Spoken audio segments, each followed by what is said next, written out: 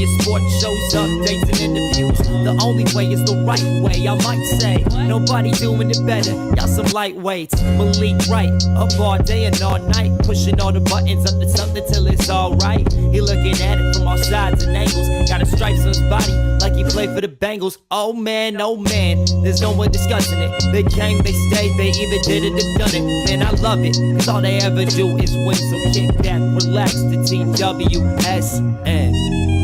Shout out Young Swish.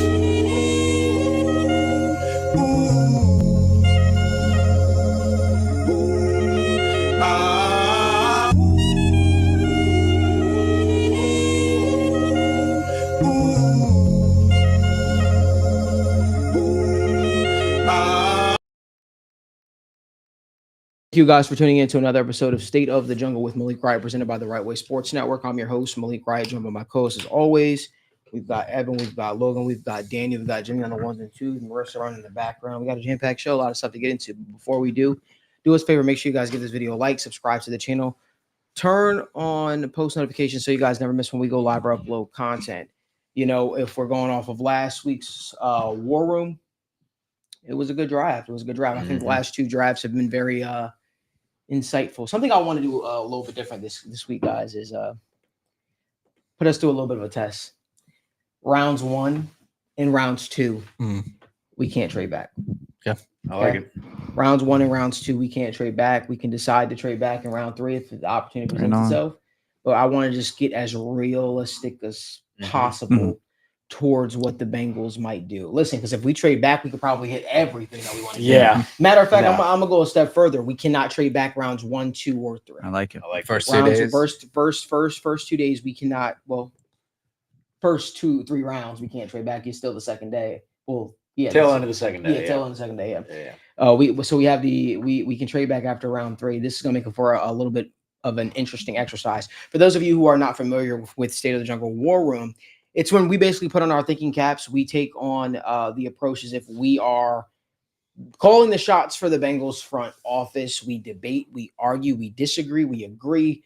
But in the end, we come down to a general consensus of what might be the best move for the Cincinnati Bengals. There are going to be some things we don't agree with. So, again, make sure you tell a friend to tell a friend. And make sure, Jimmy, Marissa, someone put in the comment section, we will not be doing any trade backs rounds 1, 2, or 3. So I don't care if it's whoever on the board. We're going to have to make a choice. We're going to have to make a pick that we are all coming to terms with. If memory serves me correctly, I think last week was one of our best drafts. Personally. Fantastic.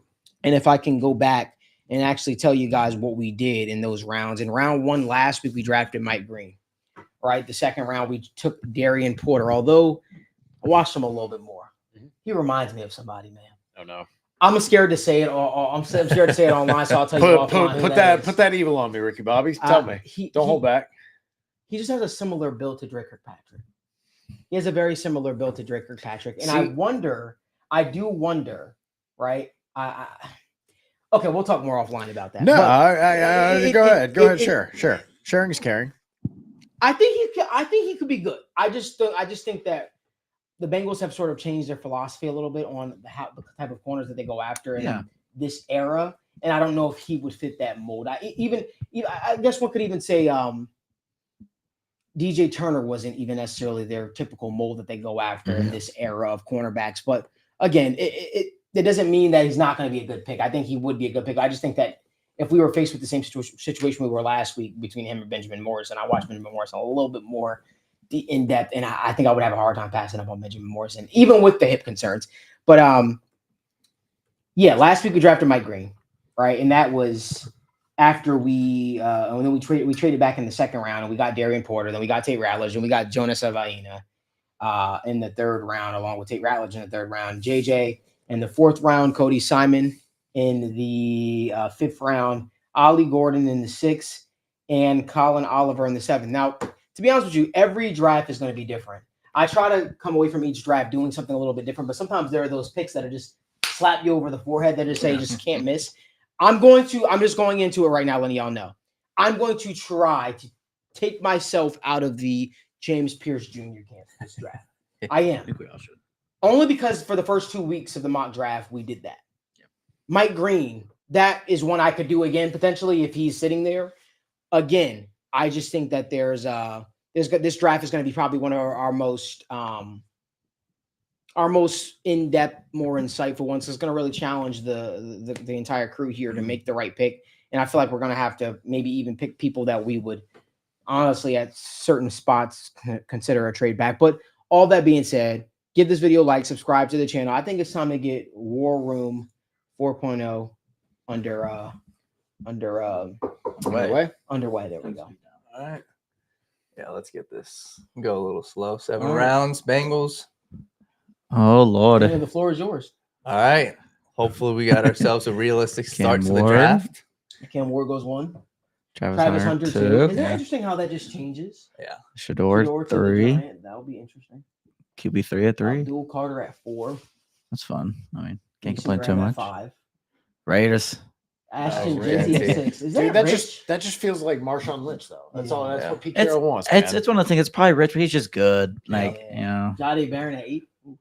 I wonder where Tet McMillan Very falls. rich. Imbo to the Saints. Tyler Warren to the Bears. Fun with Ben Johnson. Jahad Campbell. Tet McMillan, Cowboys. I mean, him and CD. yeah. Will Johnson of the Dolphins. Very interesting. Matthew Golden. God, the Colts love their athletes. So I'll tell Jalen you what. Walker Keep them in state. Here we go. and Marr, Shamar Thank Stewart. you. All right, so now we got a little bit of everything. All right, we got a little bit of everything. We got all of our pick, as we would say, the pick of the litter staring at us in the face. All right. I guess I'll start by making my stance on some guys available. So we can obviously go the Mike Green route, right? Yeah. Mhm. And honestly speaking, to me, that's a route that I'm okay with. Obviously, the stuff off the field not factoring into the equation. I'm okay with this. I know he's a smaller school prospect and he's a little bit on the smaller side. I know the Bengals sort of have a type, but to me, the reason why I always go to look at edge, hear me out, is because of the question of what Trey Hendrickson after this year. The reason why I always look at edge is because outside of Trey Hendrickson, who can you rely on? But I'll tell you what, I'm going to do something a little bit different this draft. I'm going to make the play for Walter Nolan. Walter Nolan's still sitting on the board. The Bengals have met or either are meeting with Walter Nolan this week. I've been on record saying that I think that they are enamored of him, think that they like him from everything that I've heard. I think Walter Nolan, although I think that he has a lot of growing to do as a pass rusher, the traits are all there. Mhm. The traits are all there. I mean, the guy, he does have a pass rush. He does have the ability to rush the passer. We already know he can stop the run at a ridiculous rate.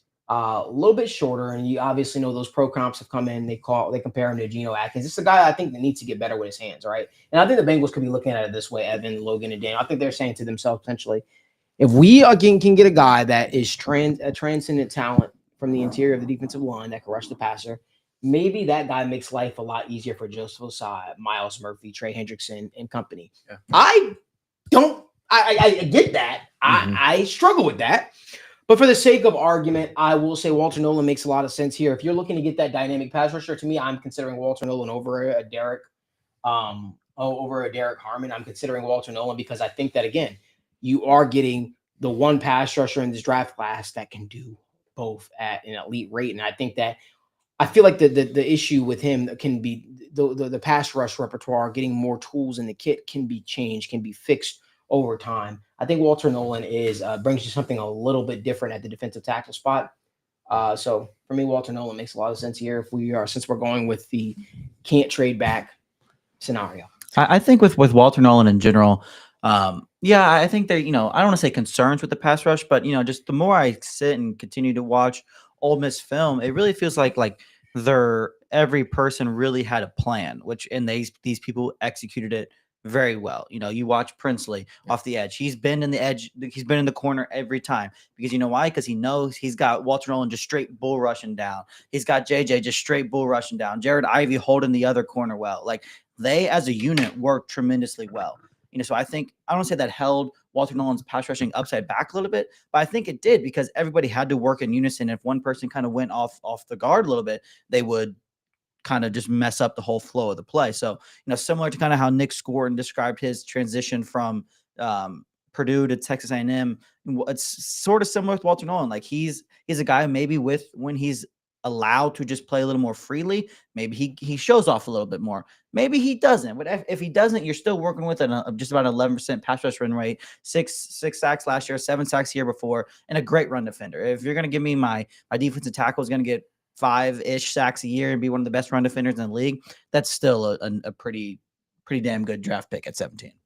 Yeah, I think the big upside with Walter Nolan that you see that maybe he has one of the highest ceilings, I think, in terms of being a complete player, in terms of not having a necessarily niche or very defined role that he can be in. He's an excellent run defender. His run stop rate is off the charts. He was very effective as a pass rusher, not always down to down productive in terms of pressures and sacks, but absolutely has that flash. And I think the encouraging thing is that the baseline is, even if it doesn't work out to the best, where he develops better pass rush moves and a better pass rush plan, his first step and his strength is good enough that he's going to be at least an above average run defender, and then also give you upside as kind of a gap penetrator using that quick first step and that athleticism. And if that's all he turns out to be, he's still a pretty good defensive tackle to have in your rotation, to who can be out there and not be a liability on rundowns or be a liability on pass downs. I think that's someone who gives you that complete profile and that upside. I do think that's really, really encouraging. And I think that when we talk about defensive tackles, for me, I do like Derek Harmon, but if I'm considering a defensive tackle, I think it has to be Walter Nolan in the sense, because when you look at these three guys, even bringing up Kenneth Grant, right, there is a conversation there. But when we look at the pure pass rushing profile for the guys that have consistently done it, I think Nolan projects the best. With Kenneth Grant, you're banking on his quote unquote athleticism, but he wasn't even an absurd athlete. He didn't test like an absurd athlete, like, you know, some of these other defensive tackles that have done it. So, and then between him and Derek Harmon, I just think Walter Nolan's the more complete player right now. And I think Walter Nolan has the higher floor. So for me, when I'm looking at Walter Nolan, I do see the high upside in it.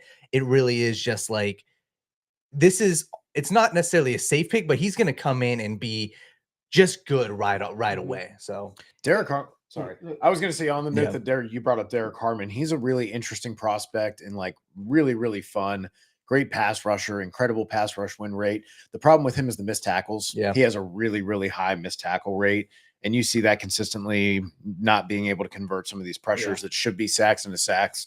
I'm usually not huge on like, you have to finish plays, but when your missed tackle rate is that high, you need to finish some more plays. And I think that down to down consistency will be valued a lot more by the NFL and by coaches when it comes to Walter Nolan, even if you have a little bit of the kind of like, I know some people were talking about after the Beast came out with Dane Brugler, we talk about how we get better background. And Walter Nolan got the background and the context for why he switched so many schools. And they weren't attitude problems. They were moving. They were, the pandemic happened, and then he moved back home. Coaching. They were going to a better school once his recruiting profile went up. And then when coach got fired, he went to another one. So it's like, that's not character issues. Those are circumstance issues. And I think a good interview, a good meeting with the Bengals, they met with the combine, meeting in Cincinnati. We met with him a lot. That's what I'm saying. They're doing a lot of homework on this. And if you feel good about that, to where you remove that and you say, hey, just down to down, we want a little bit more fire from you, like, that's okay. Because again, he is so sure-handed as a tackler and effective as a run defender that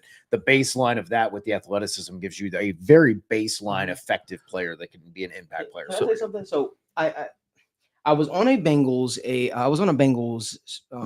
what do you call those things? Twitter spaces.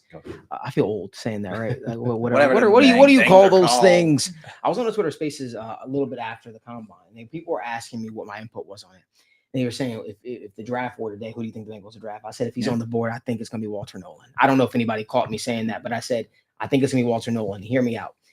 I'm just reading the tea leaves. The last few offseasons, the Bengals have tried to get their own disruptor and from the interior. And it felt like, all the while, I viewed Chris Jenkins very highly. It felt like they settled a little bit too, because he was like they knew they had to get a defensive tackle in there, but they also did like Chris Jenkins as well. Just wanted to visualize something. Imagine pairing Walter Nolan up with Chris Jenkins. What could that then look like? There are two guys that both can stop the run, but I also think that they're two guys that provide a lot of juice in the pass rush. So then you're not doing that mixing and matching thing. You got McKinley Jackson, and you still have a veteran, right? And BJ Hill still in the fold. And you have TJ Slayton, who they did bring in. I feel like it's going to be an interesting conversation when it comes if Walter Nolan is still on the board. Yeah. James Pierce Jr. and Mike Green. To be honest with you, how I feel, and I feel very strongly about that. I don't care what reports come out. I trust the people that I talk to. I feel like if it comes down to the draft, I really feel like it's down to these three prospects: Walter Nolan, Mike Green, and James Pierce Jr. I believe that. I think if those three are on the board, I feel like it's those three going away. Personally, it's like if you eliminate Walter Nolan from the equation, who is it? Is it going to be Mike Green or is it going to be James Pierce Jr.? My gut tells me it will be James Pierce Jr. But I feel like the reasoning for a Walter Nolan makes a lot of sense. Although you will have a logjam at the defensive tackle spot, you definitely will. I feel like it makes a lot of sense for a lot of reasons. So real quick, and this kind of my question, and we were kind of discussing this on Twitter the other day. For me, the conversation with Walter Nolan is his pass rush upside worth more than these guys? And the reason why I say that is because you do have Chris Jenkins, and you did just spend a second-round pick on him. The only reason and the only way I feel confident enough to draft Walter Nolan is if I say, hey, this guy is going to be that dominant pass rusher. Because if I'm not sold on that, I don't think I can take him over these guys. So what's your guys' thoughts on that? Are you guys fully sold on that pass rush? Because no, you go ahead. My thought is, okay, McKinley Jackson. Are you sold on him as a pass rusher? Okay. No. All right. Chris Jenkins. Are you sold on him as a pass rusher yet? Okay. BJ Hill is the veteran who is probably your best pass rusher. Yeah. Okay. And then TJ, who they just signed. Are you confident that he's making a difference on pass rushing downs? Not for 4+ years. So we're already talking about just by his first step and being able to shoot the gap alone, he's already probably down the best pass rusher you have. I think he might be down the best defensive tackle. Right. And so that's what I say is like, this guy could just be the starter for you immediately. Yeah. This is an example of what they should have done in other positions where they filled some gaps a little bit to where you don't have that dire glaring need. Yeah. And while we're kind of talking about this, I know some people are clamoring about what about guard? What about if like a guy like Tyler Booker falls? What if you have one of these offensive linemen staring you in the face because you need a starting guard who is going to play 50, 60 snaps for you? And I think that's a very logical, sound argument. The reason why it's different is because the defensive tackle drop off from where you are in the first round to where you even end up in the second round, to where we talked about Omar Lott. He played like 200 snaps a year. That's a huge question mark. Some of these edge players that potentially have inside versatility as well, like these guys are not as solid of prospects. And so you kind of have to target positions like edge, like corner, like tackle, those kind of positions early because those guys have traits that are very unique that only a select few people have. So you have to try and get the freaky guys first. While guard, there's not really as huge of a drop off, let's say, between Tyler Booker to Ursi to Sevigny to Ratledge. Like we feel pretty close to even about those as much as we do like Tyler Booker. The athleticism is a question. Yeah. When you're talking about guard, it's just you're so much more likely to find a starter or a guy who is similar in talent level to what you have in the back end of the first, early part of the second, whereas D tackle, edge, corner, tackle, that's just not the case. The valuable traits guys who can be starters, all pros, pro bowlers, those guys go in the first two rounds. And you're good. No, real quick, Tom Jones was saying, and I think some people were saying he'd only play on third downs. I actually think the opposite. I think Nolan he's an exceptional run defender. As a player profile, he is a far better, in this what I've seen, a far better run defender than pass rusher right now. So immediately he would be there. You'd hope he'd be there on early downs, especially if you draft him round 1. There's a world where if you draft Walter Nolan, I said it last week, I think he's he probably comes into the room and becomes the most talented true defensive tackle just that they have, period. That's no disrespect to BJ Hill, who's good in his own right. Slatton's good on his own right. McKinley Jackson, Jenkins are good at their own right. But Walter Nolan is a guy that can play every single down and be fine. That's the upside of him with a guy like Chris Jenkins, like Malik was talking about. Like that duo could become so fun because they're two guys that can play the run phenomenally well. And even if they are both just average pass rushers, being able to do that together and play the run, do things so well right next to each other, just provides so much more upside as everybody. I think in general, like Walter Nolan is a better version of Chris Jenkins because they're great run defenders. They have some work to do in the pass rush, but if they both just continue to slightly improve their pass rush, now you have two elite run defenders with two above average pass rushing defensive tackles that play every down. Like, and my question now is, if we go that route, once again, we're losing out on 2 hyper athletic edge rushers. What is our plan now? Is it because we're going to end up in round 2? And honestly, at that point, I might want to go into your offensive line. What is your guys' plan if we go DT? Again, we're just considering. Oh, for sure. Right. We're like, no, what you're saying is completely valid. Yeah. We are just considering all the different possibilities. Yeah. If it's me, and I don't understand this is me, we're trying to take ourselves out of the Mike Green and out of the James Pierce Jr. camp. I would drive James Pierce Jr. and Mike Green over him probably any day of the week. I would hear an argument for James Pierce, but I want to answer Daniel's question because last week, did we not go defense first 2 picks and then be like, wow, I actually love what we did for the interior for the tackle swing guard spot in the 3rd and 4th round. Didn't we love what we had there? Yeah. And also I want to address, like, guys, I know we have 4 defensive tackles, but being like we have TJ Slater, we have McKinley Jackson, so we shouldn't draft Walter Nolan because they're guaranteed to have 30, 40 snaps. They shouldn't be at 30, 40 snaps. Like, that's the thing. Like, you don't feel great about Slayton as a starter. That's like signing the bargain bin guard and then being like, okay, well, guard's not an issue. No, you can still improve. And like, the offensive line is important. I'm just saying right now where we are, I don't think there's a giant fall off between the tackle guard prospects you have in the top of the second, back end of the second. And to be fair, if I'm punting on guard in the 1st round, I'm taking a shot on the guys that we have on the roster. To really step up respectfully like that. Like for me, like, I still think you can get a starting guard in the 2nd and 3rd. No, not guard. I'm sorry. Edge. Yeah. Okay. I was going to say that's why Logan was looking at me. Cordell Wilson. But what I'm saying is, sorry, correct. Thank you for correcting me.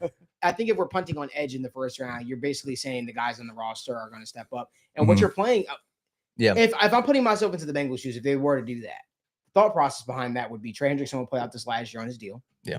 Right. Or you trade Trey. Right, that you trade Trey potentially, or you bank that a guy like Osai is going to have a breakout year, and then you're going to sign him. You're going to sign him to that bigger deal because he is that young player. He is that ascending talent, and Al Golden was able to unlock him. For me, it's this is very challenging because it was challenging for me to pass on Jared Verse last year. This is even more. This is challenging in its own right, knowing how bad the edge spot was. But I understand the argument for the defensive for the interior of the defensive line. You want something different there. So does anybody want to make a last minute stand on anybody? The only last one, and I saw a comment from Gary Jellison. I do think that Malachi Starks fits what the Bengals would typically like in a player. We talked about this 5-star athlete.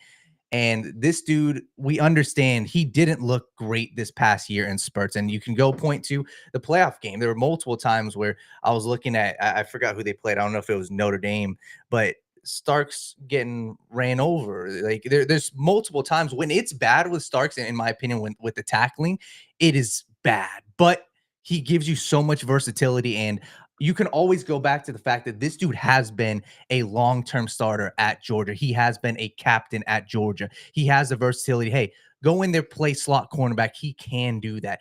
And you can bank on, like I said, look at the NFL Combine. Obviously, he didn't blow it out of the water with the 40, but you look at the drills. Who was the fastest guy in the actual game-like reps? It was Malachi Starks. So I think that Starks is a safe pick. When you look at this, I have no doubt he is going to be a quality NFL player. Is he going to be a superstar? I have a little concerns, and that's where I would probably bank on Walter Nolan having the upside. But I do think Stark steps in my opinion. I think he steps in and he takes Geno Stone's spot right away. And that's the hope if you draft him in round 1. So he would be the only guy I consider. I saw Eminawari. I would take Starks over Eminawari. Just the pure floor of Starks, I think, is something that I would bank on. But he would be the only other guy I would consider at the spot. I think in general, if it wasn't like Devin's point that he just talked about with the interior offensive line and some of the offensive line depth, if that wasn't the case, I think I'd be arguing more for Kellen Banks here. But I just like the depth of the draft. Yeah. I think it makes sense more in rounds 2 and 3, maybe even 4 to grab starting guards or guys with that versatility. I love Kelvin Banks. In general, it's just, maybe it's a lot of athletic tackles that are going to have to kick inside. Yeah. So I mean, I'm good with Walter Nolan, to be honest. I do like the possibilities that it gives us in round 2 and round 3. Taking a DT early is something we haven't explored yet either. It's just, we kind of always end up grabbing one like mid, late. And I just want to touch on this too, because I want people that just we're trying to be different this draft, just so people know we're not just purposely neglecting Mike Green or Pierce. James Pierce Jr. We said that this draft we wanted to explore different, so we're trying to challenge ourselves. We're almost acting as if they're not on the board to a degree, and we're trying to attack it from a different angle because we don't want it to be boring. Because James Pierce Jr. has been here every single draft that we drafted. Weird. Mike Green has been here the last 2 weeks. We drafted Mike Green last week. We drafted James Pierce Jr. the first 2 weeks, so that should tell you what we really think of them. Let's do Walter Nolan. Yeah, perfect. All right, with the 17th overall pick in the 2025 NFL Draft, Cincinnati Bengals select Walter Nolan, defensive tackle, Ole Miss. I like it. All right, I like that. it was something different, and he did win our poll. As a defensive guy, I'm giving snaps. You know what's something that was weird, guys? I want to talk to you about something that I was doing a little studying. The Bengals don't really, and this is completely out of left field. The Bengals don't really draft offensive linemen that played like on like the West Coast a lot. I noticed. Yeah, and it's even. I did some style of research. football. It's the same thing with running backs. I went back. I don't have the exact numbers, but I went back on the running backs. It is very few with Duke Tobin. So they like their pro style teams. They like the teams that do a lot of. Savain is there. It's like, it's interesting. They actually draft him? Well, like we all say, like it's obvious. Like you should. But like I feel like Penei Sewell was the only one for a very limited amount of time where they were actually considering. Yeah. They love the SEC and the Big Ten. Yeah. Which now, I mean, hey, now UCLA is in the Big Ten, so we're going to Big Ten. So maybe, it's that could man. make a difference. If he was there in the second, I'd run. There's going to be a good group of guys that go right there's plenty here. some magic guys. Josh Connerly. How do we feel about that first pick, though, boys? I think it's good, and I think it's one that you like. Hey, all of those guys are guys that have like a question mark or two, but guys that you can get excited about, right? Mike Green obviously has the off-field concerns, but has the talent that you could get excited for. James Pierce has the upside that, he's probably situational pass rush at start, but he could end up being a really good edge. Again, every time, man. You just can't win that one. You just can't. It's like clockwork. Thank God, Maxwell. I think we're gonna have a lot of offensive linemen here to choose from.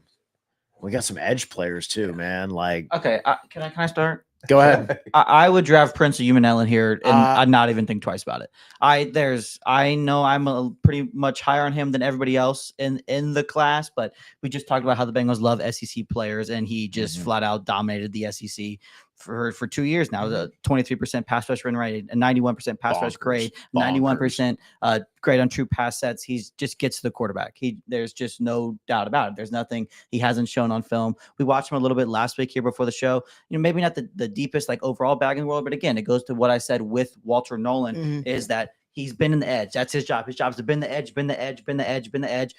Ivy's going to hold the opposite edge. Nolan and Pagais are going to scream down the middle. And when they take him away, Prince is going to spin inside and rock the quarterback. There's just so many good things to like about Princely here, in my opinion. On top of the fact we're pairing him again with Walter Nolan. I love Princely here more than there will not be a player ranked higher for me than Princely here. I do think right away my gut and my mind goes to, if we do draft Walter Nolan here, I do think that Princely should be in the conversation. I'm always a fan of pairing up guys.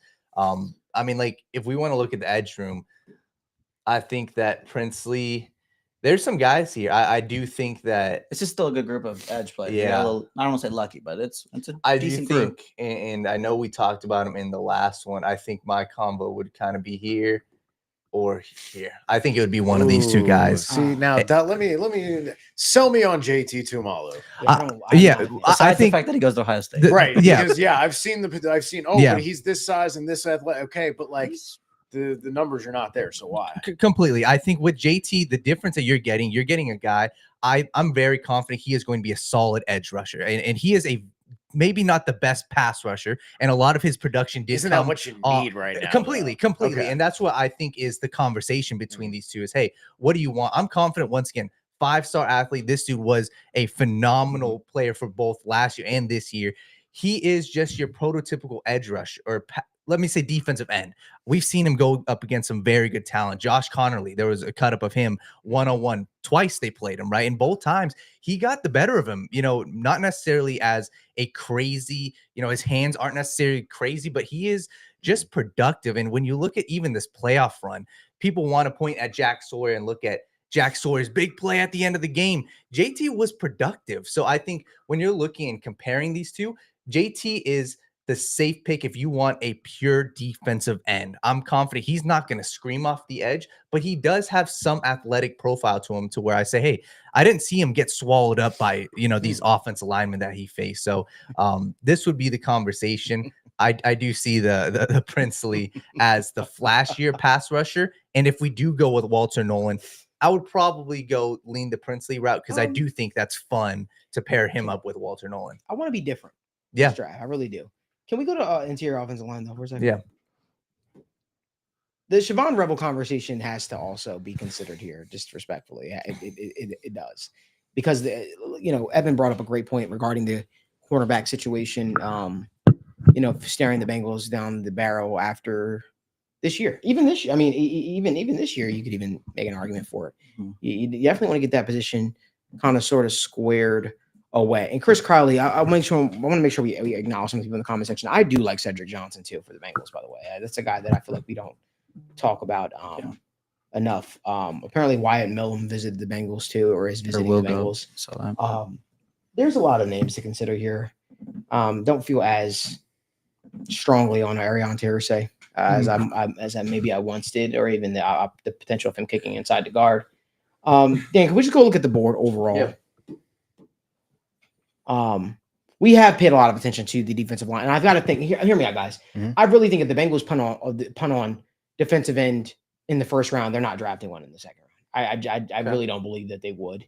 I think big part of that is that the guys who have the size they like do not have good production, and the guys who have production in pass rush are all 245, 250, or 6'3", and just not quite their style. I agree. So this brings me back to my next point. What I was saying before we started the draft, there's a guy staring at us in the face here that I believe had he not dealt with a hamstring injury, he probably going in the first round somewhere. That's Benjamin Morrison. The Al Golden fit is there for a lot of reasons. And I think if we're attacking the cornerback spot, I know it's a spot where people are like, come on, Malik, we need an interior offensive line, but you also have to ask yourself this question. Again, when we talk about the best player available, is there a better player available on the board right now at this spot than a Benjamin Morrison? Are one of those interior offensive linemen better than him? And I don't know if I can clearly state that. Me and Daniel have literally obsessively watched so much film on Benjamin Morrison this past week. If we're talking we're magic wand and the injury concerns are gone, maybe if you're on the Siobhan Rebel train, maybe you can make the argument for that. But then then the argument comes? The level of competition, who you played, I think Siobhan Rebel's a dog. I think he's going to be a very, very good player. I think he's a cornerback one. But I do I don't know if it was a hip for Benjamin Morrison. It was most recently a hip. But before it was a hamstring. I believe so. Correct, right? I like Benjamin Morrison, man. I think he's like glue. He's a guy that is very, very sticky. He's physical, top of routes. I do think he can get a little handsy at points and times. And I think that, one thing that I was telling Daniel when we were watching a lot of film on him, as I said, I think that in the NFL, some of the plays he did make, I think you could see pass interference called if you do that against the league's favorite esque receiver. But I just don't think he's as fluid. That would be the one complaint I have about him is I don't obviously again for going the injury history. That's the one thing I would be concerned about, like kind of capping his ability to like cover top receivers unless he can find a way to compensate for that. Nick thought we're not trading down until round 4. We purposefully wanted to do that this draft, so we aren't going to trade down. We're going to force our hand. We'll open it up next week and we'll go crazy, but we wanted to kind of do something a little bit differently. But I've been talking to a lot of guys. I want you guys to make your stance. Oh, by the way, a guy like Travion Henderson too is another guy that stands out. But I'm about to say something that might be a little controversial to Ohio State fans. If Cam Scatterbo's on the board, Quinshon Judkins is on the board, and Travion Henderson, I probably would go Cam Scatterbo. Dude, his fit would be so great just because he has everything that you want for between the tackles ability, be able to catch the ball, be able to pass block. Like, that's exciting. He excites me. Cam Scatterbo he's fun, man. I hate the price tag on some of these running backs. Yeah, that's the tough part for me when you've got a class overall that, like, I feel like it's kind of top heavy. The later round running backs, I feel like all have kind of like giant question marks that I don't love as much.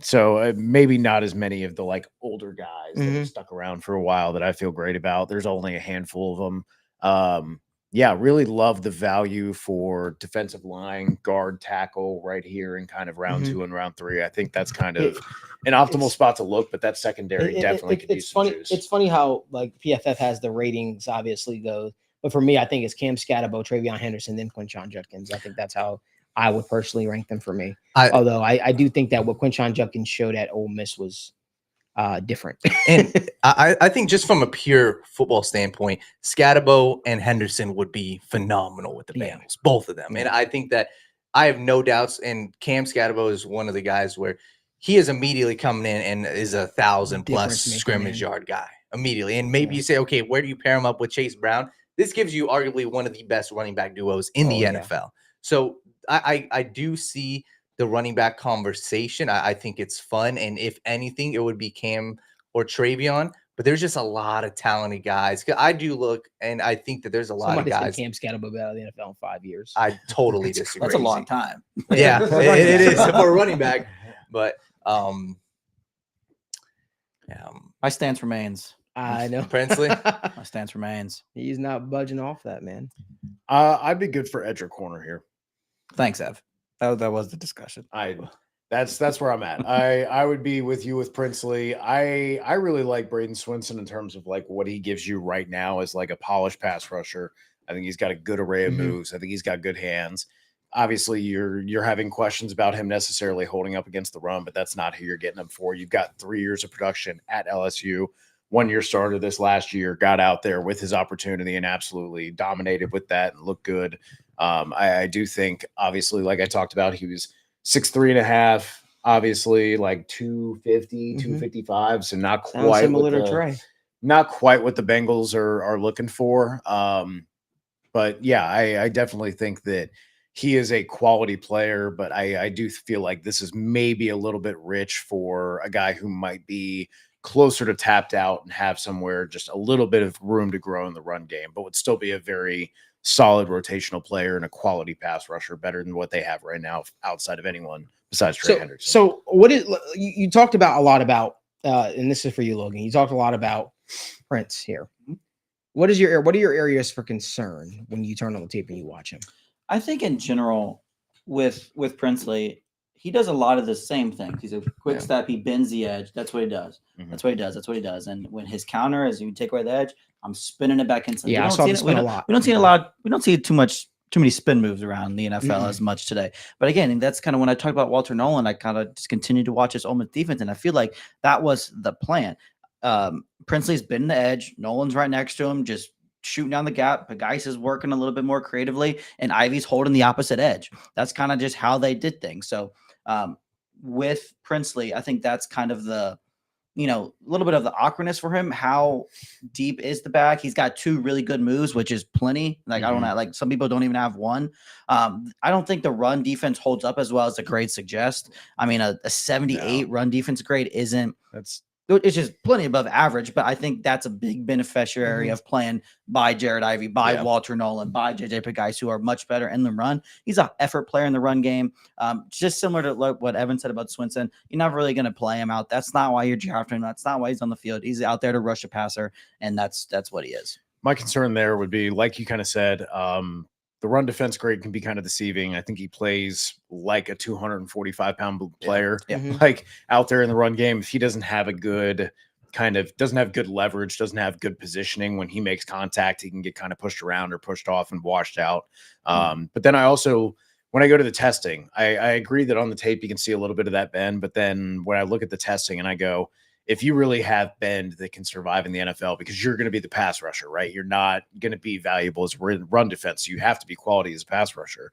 When you get to the more athletic tackles and some of the better offensive linemen, why did you run a 29th percentile 3-cone? Yeah. Why did you have a 38th percentile shuttle?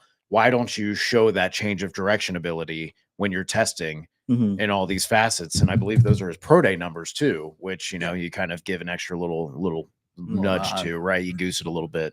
I think those are question marks for me that just kind of, I absolutely love the tape in terms of just like pass rushing ability, guy you're getting in the second round. The physical questions and then the run defense questions, that just kind of is what gives me pause. And also why you get a player who was that dominant as pass rusher this time in the draft right Yeah, now. I think in general too, another slight concern, and I don't even want to call it necessarily a concern, is I don't want to say he's inconsistent, but there are some games where he doesn't do as much, but then there's also games where he's by far the best player on the field. Like you can see it up there. The Georgia game for him might be some of the best film of any edge player in the class this year. He just flat out bent Georgia over for 4 quarters. They couldn't do anything. They couldn't do anything to stop him.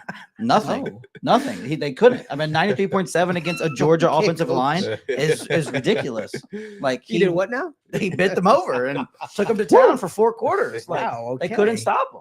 And that, like, again, like This is a children's show. when you have a guy that dominates elite competition, it's just really hard to pass up on something. This like guy's that. got a family. Sorry, Georgia tackles. You feel very, very Passionately very, about very it. passionate. Yeah. I will say though, my 2 highest rated players here are Princely and Benjamin Morrison. So I'm like, as much as I want Princely, I totally get the Benjamin Morrison thing. I'm not going to complain that much if that's the route we go, because again, they are my 2 highest rated players here. I'm not going to throw a fit that much. Let me ask you this. Coming in day one at the NFL, right? Who is he stealing snaps from on the edge on the Bengals? Because I feel like the Bengals are, Sam Hubbard retired, right? There's that's the obvious, right? There's going to be a world where Myles Murphy and Joseph Ossai are going to get every opportunity and every single shot. He's out there second and long or third down. Yeah. Like passing Mhm. situations. Yeah. That's it. Yeah. But I mean, I still think he's the second best pass rusher on the team. That's Really? necessarily- yeah. I mean, what has outside of anybody Trey else Henderson, shown? Who's yeah. I think Cam I think Sample? coming. Cam Sample, Joseph I'm Ossai, just saying. Miles Murphy. You What's know how- wrong with you, Malik? Why do you think this? You know how they are. Malik Wright says that Because nobody that's the needs an thing, like, edge. I have- Bengals are fine. I I'm the like- biggest edge guy. I like Myles Murphy. I think Myles Murphy is going to be a very quality NFL player for a long time, but his pass rushing will never be what he's going to be known for. He's going to be a And high watch him quality. proceed to have a 15 sacks. And that would be awesome. I I'm would kidding. love that. And Joseph Ossai is, again, I think while he's solid, he's in an awkward situation too. If he has a good year, does he price himself out of the Bengals? If he sucks, does he just suck? Like, it's kind of that awkwardness to where, if you draft an edge, this isn't just a Princely argument, this is just an edge argument the rest of the draft for specific pass rush dependent players, which will be the guys we look at. Like, even this year they could play. Next year they could be the starter. And like, there's avenues quicker for them. Who knows if Trey goes down, we don't want to be just for sure. That's it needs to be a deeper room. The talent isn't top. It's top edge Trey, and then a quality overall high floor player Myles Murphy, and then a TBD hopeful-ish on Joseph's side. So I'm totally for Morrison. Can I just make the case real quick for one guy? Like the Bengals, I don't think will do this, but I think Carson Schlesinger, I think he is going to be a phenomenal linebacker at the NFL level. The biggest concern as to why the Bengals probably won't is he started one season, and that was this season. But the number one thing I'm looking at, character is off the charts. It is something. He was a special teams ace. His coaches raved about him, teammates raved about him, and he came in on his 1 year truly as a starter, and he led the entire country in solo tackles. This is a guy where I put him up, and I think he starts from day one. When you look at what Logan Wilson does, as a pure, Mike linebacker, Carson can do the same exact thing, and he's faster. He's a far better athlete. He's somebody where I look at, he's going to go to an NFL team and be a starting linebacker. And I'm very confident in his athletic profile and the fact that he performed the way he did this season in his first real season as a linebacker. I'm so confident in him. But as I said, the Bengals likely won't pick him because of his 1 year of production, but I'm such a fan of this guy. Listen, Scorton is gone, Stephen McCoy. We would have considered Scorton a while ago. Scorton is that. I have a hot take. Scorton is one of my favorite edges in the draft class. I love him personally. My edge 3. I think he deserves more love, honestly. But again, I'm on the Benjamin Morrison train. Although I will be honest with you, Logan did sell me a little bit more on Princely. I think the guy's gonna have a hard time finding snaps on the field. I think he will find them begrudgingly, and I feel like if it came down to Al Golden getting him or getting him one of his guys, I think they would choose Benjamin Morrison. I would And I also agree. think you can't deny the talent of Benjamin Morrison. But whichever route we go, I feel like sometimes I often make the decision for the group, and I don't want to do that. Like whatever y'all decide to do, I'm just making. I would prefer Benjamin Morrison here. I'm good with whatever. I think I would probably, if I had to pick what's more likely, I think that they would go Benjamin Morrison here. We haven't drafted a Notre Dame player yet ever. I agree. So Let's go ahead and pull the trigger. All right. With the 49th overall pick in the 2025 NFL Draft, Cincinnati Bengals select Benjamin Morrison, cornerback, Notre Dame. I walk away loving that pick. Put him on Mel Kiper hat with this guy and Benjamin Moore. Princely goes the next pick. Wow. Benjamin Morrison, Seattle. and had he been healthy, man, that guy absolutely 100% probably is a first rounder. Siobhan Revel is obviously a guy we could have considered there. It's more so the Al Golden fit, and again, if Siobhan Revel's coming off of a torn ACL, the Bengals also have another cornerback coming off of a torn ACL, and Daxel. With Benjamin Morrison, you might be taking a swing, but I mean that's the draft, honestly. Yeah. Well, this is also a pick that they only make this pick if they're confident in his hip. Like there is no way the Bengals look at this and say The very picky medical he team. has 2 hips injuries and we think he's okay. No, they're not going to do that. If he's the pick here, it is because they are confident that he has fully returned. And he does have a tryout, I believe, or a showcase literally 3 days before the draft. So he's going to do drills. And I think we will be able to see at least how he's moving on that day. I believe it's April 23rd. Oh, man. Where are we at here? Shamar Turner's going off the board. Knight's going off the board. Josiah Stewart's a fun player there off the board. People have this narrative. They say he's got hips like his grandma. I keep saying that if those concerns didn't come out before, would people even be saying that? Yeah. Because when you watch a tape, that doesn't show up. He was. He was good. I talked about it last week. Him against Marvin Harrison Jr. That's the thing about the draft. Tape. That's weird. I think that's the thing about the draft that kind of like infuriates me a little bit. It's like no one watches or was really truly watching these guys, and then they see one person say it and they just run with that take, and it's like. Benjamin Morrison, 100%, like that could be area of concern, but for a guy that wasn't the most fluid, he certainly played himself into looking like a first rounder. The only reason why this guy's not going in the first round is because of that injury concern, because of the hamstring, right? Because of the hip concern. The labral thing worries me less because listening to people kind of talk about it, who are more in the know and have kind of dealt with like the physical therapy of that, as long as there's not residual scar tissue. And everything heals fine, then he should be okay. And I know it's important just to kind of check the box, so to speak, but being like, but in his junior year of high school, he hurt himself. It's like, I mean, that was 4 years ago. And I don't have the medicals. I can't say whether it's the same injury and whether there is, worn away cartilage in that hip from extra stress. Like, we don't know that. That's going to be a Bengals checkup thing. That's the main point of the combine, right? And that information we don't have. But if he is healthy as a prospect, the same way Siobhan Revel, I think those guys are both top of the second round, back end of the first round corners with clean bills of health. Yeah, I think just with Morrison in general, it's just like drafting a guy like that. Not that like you're necessarily going to win the draft for, but those are the guys that you see the clear upside with, that have the history of being.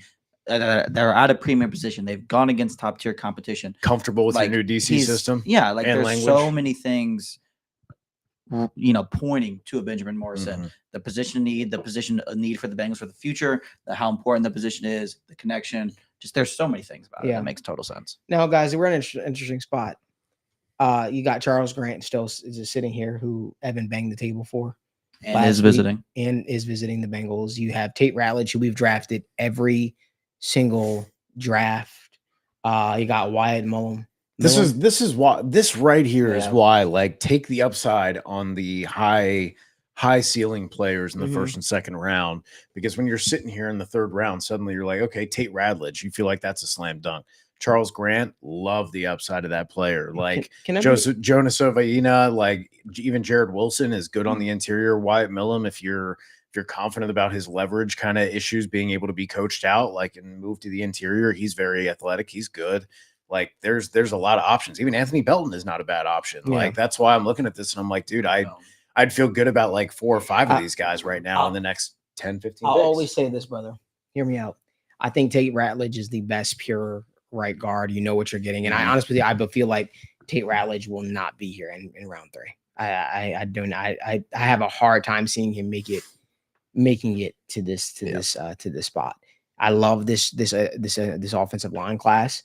The Wyatt Mullen pick is interesting to me. The Charles Grant pick is interesting, especially when you mentioned that wrestling background. Dude, it makes sense because that's an easy sell to the O-line the O-line coach who started in that. When he's went out of his way to talk about how important that is to him. Right, and how he identifies with that and sees that as a valuable piece and asset of that understanding of leverage. He understands that. And to bring up some people saying, hey, why does it always feel like guards fall to this range? Why does it always feel like these guards are available, they won't be available. Okay, well, take 2 or 3 of these guys off the board. You still have Take 5 of 3. them off the board. That's what I'm saying. You have 3 guys you still feel good about, Yeah. even if you do assume for that. But also, why do guards fall? It's because the positional value. It's because in an edge class that is stacked, that for a league that's desperate for better pass rush, more consistent pass rush, for guys who can play tackle, can play corner, can play some of these other positions. Heck, we Steve- talk about the talented running backs in that range too. Like there's a lot of options and talented players, and the league has constantly felt like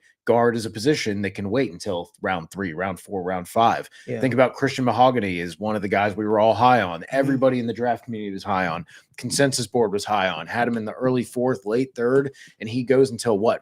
Late round 5, Yeah. early round 6, and the Lions get him. And it's like the league, even though the contracts for the Bless you. top end guys has been large, overall drafting wise, they just, again, the Tyler Booker talk hasn't been Tyler Booker's moving up the board and here's these other guard prospects moving up the board. It's all about these guys falling down the board to the back end of the second and other guys sneaking up that are edge players, right? Like that's what people are talking about. I feel, and again, to Steve McCoy's point, we are not moving up until we won't consider moving up until round 4. That's something that's sort of a rule we kind of placed on ourselves going into this draft because we want to be as realistic. I'll be honest with you guys, I just think there's no world in hell Tate Ratledge is here at the draft in round 3. And I feel like to get him here as a luxury, I feel like the Bengals might have to consider him more in the second round, even potentially trading up. Not in the second round, but if they want to add another pick, potentially getting a guy like Tate Ratledge. I feel like Tate Ratledge being here where he is in this spot is a slam dunk. You obviously have the school pairing that we talked about before with him, Amarius Mims. You solidify your right guard spot. They are much higher on Lucas Patrick for some goddamn reason. But I feel like if you walk away from this draft with Tate Ratledge, you feel very confident. And I believe that this world, Jonas Avain is here when we pick again. Not realistically in the NFL, but on this mock draft, I think Jonas Avain, I think some of these guys could be here if we're still worried about that swing tackle and getting him now. I'm all, as I've been consistent for the last 3 drafts we've done, Tate Ratledge for me going away. I don't even need to discuss it, but it's up to y'all. Do you think if Charles Grant gets a little more sand in the pants, that he would have upside as like a swing tackle and potential fitted tackle after he's had a couple years to acclimate to the NFL? I think he could. I don't know if that would be like one of the best things for him. I see it as like, just being I an think he option, could. right? Like he comes in, he plays left guard, right? And then he's playing next to Orlando Brown. And then if in 2 years when Orlando Brown's contract is up, if in 2 years after acclimating to the NFL, he feels better, he can use that athleticism, has better technique, maybe that's just, hey, maybe our tackle problem is already solved. If not, we've still got a quality guard that we feel really good about. Yeah. No, I agree. Is there any world where any of you don't consider offensive line here? Yeah, I think the value is too freaking good. I'm willing to look, but I just don't know. I'll just there's one player I wanted to talk about a little bit. And again, I know that the offensive line is probably the way to go, and I'm not necessarily going to argue that, but it's just to talk about the player a little bit. And I still think it's worth a conversation. I really like Elijah Roberts, the top board from SMU. He's a defensive end, and where we talked about with Princely and some of these other guys, he is a large man, 6'4", 295. He can, we talk about the snaps that he's going to play. He's a guy where his role, he can take away Trey snaps on early downs, keep Trey fresh for third downs. He can be this bigger body edge that the Bengals have historically liked. And, that's just based on his physical build. When you get down and look at him as a player, I mean, nearly 90 hurries, over 90 hurries in the last 2 years, with 18 sacks. He's just everywhere. Nearly a 25 or 22.4 pass rush win rate, 90s in the pass rush grade and the true pass sets grade. I just think he's a guy who has the pass rushing upside, but his path to playing time is a little more obvious because he has that bigger body of an edge. Which the Bengals historically like. There's a world where he plays a lot on early downs across from Miles Murphy and has the upside to kick inside on those. That's what I was going to say as well. He just gives you some more versatility across the defensive line, but the path to playing time is a little more obvious than some of these pass rush specialists. But he still has that pass rushing juice on the edge that he provides more flexibility than a lot of the guys with 20+% pass rush win rates do. Yeah, I think that he's definitely one. I mean, when we're considering edge rusher here, like it really isn't the greatest bunch in the world. Round 2 is kind of the sweet spot for having your pick of like the next tier guys. And then it really feels like the tackle guard hybrid combos are going to be able to be had in this third round. Because like these guys, you can all see them being productive. Like Ashton Gelati could be a productive NFL edge rusher. Kamen has upside. You know, he's smaller, but he's got upside. Same thing, David Walker, smaller school, but he was phenomenal. I do think that looking at this, I would probably lean the interior offensive line. And as I'm looking at the rest, just trying to make a case for anything else, I just don't really see a whole lot. Like the safety position is fun. Kevin Winston is pretty fun. Is like, and I do like Kevin, because you have both Kevin Winston here. You got Makuba here. You have your pick at, I like both these guys. Kevin Winston is really an upside pick, right? He was injured this year. And that's for me, when we look at this draft as well, I don't know if I could take a chance on back-to-back guys that are coming off of, you know, season-ending injuries. And that's kind of the concern. Like Kevin Winston Jr.'s athletic profile is absurd, but he's also very inexperienced. He's not the greatest in coverage.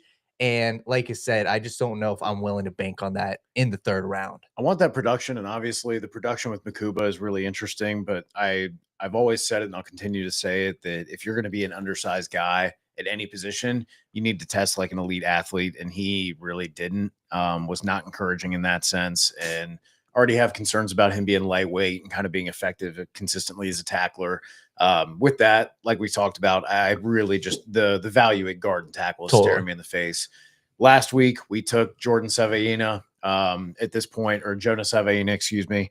I think that Tate Ratledge, I think Charles Grant, if you're looking for a different pick with some upside there, I think all three of those guys would be really, really good picks here. I can't pass on Tate Ratledge, man. Yeah, I think that I think we'll have it makes sense. We pick at 119. Yeah. I think we're gonna have some more guys that we can consider. Already familiar with Amarius Mims. Already have the background, the blue blood background of playing at Georgia, being a multi-year starter. The big concern about him is really just kind of taking a step back after the ankle, not looking necessarily himself, but I don't have really any long-term concerns about that myself. He still tested well. Yeah. So it's not like he's lost a step in any sense. Maybe just was a little bit uncomfortable fresh off the injury originally. But yeah, when you're used to playing with Mims, you're a true right guard. You're not kicking in. You're not switching sides of the line like a lot of these guys are. I think that's a huge advantage. I have one other person I'd like to talk about a little bit. Okay. And again, I don't disagree with the Ratledge thing. There's so many things. But you can clear it out because he's going to be right at the top of the board there. Well, Jared Wilson from Georgia, another Georgia offensive lineman. I know he played center last year. He's the second best athletic center to test ever. A 9.98 RAS score, a 4.940 at an offensive line spot is absolutely phenomenal. Yes, he only played center last year at Georgia, but he's still playing in the interior offensive line. He's 21 years old. He's just a phenomenal athlete. He moves fantastic. There's nothing saying he can't play guard in the NFL, even if it is a one-year thing. And then Ted goes and he kicks into center, whatever the hell it is. Jared Wilson is going to be a phenomenal player. He fits all the same things that we're applying with Mims here, outside of playing directly next to him. He's the best athlete on the offensive line that maybe we have ever seen. There's just so many things pointing in Jared Wilson's direction outside of the fact that he doesn't play guard. But if we're going to assume all these other tackles can play guard, I think the same can be said about a center who's already played. I mean, you consider that. I mean, Ted Karras is very similar in that regards, right? He's a guy that was able to play guard, center. To be honest with you, he was a shit center for most of his career. Honestly, he came to the Bengals, and Bengals just kind of stuck by him, and we saw a better play. I mean, I have no concerns with that as well. I'm more so of the mindset. I feel like Tate Ratledge, the value of getting a true right guard in that spot just makes a lot of sense. I mean, but Logan's 100% right when it comes to Jared Wilson too. It would be a no-brainer, obviously, if a guy like Tate wasn't sitting on the board, but he is. Yeah, I'd probably go Tate. I think that Wilson is a realistic option because, like I said, 81 Tate's probably not going to be here, and I think there is an opportunity. I think for me though, when I look at what you think Tate will be here, no, I don't think Tate will be here at all. But I do keep coming back to Wyatt a little bit. I like Wyatt. I just keep coming back to Wyatt a little bit too. The only excellent production profile. The main concern is just not having a ton of flexibility and not being, I don't want to say he's clunky, but like just doesn't seem like he's going to be right. Like just doesn't seem like he has the good foot speed. That's like you're athletic, but you're not going to necessarily, you don't have the finesse to maybe hang a tackle against some of the better edge rushers, which is why he profiles into guard.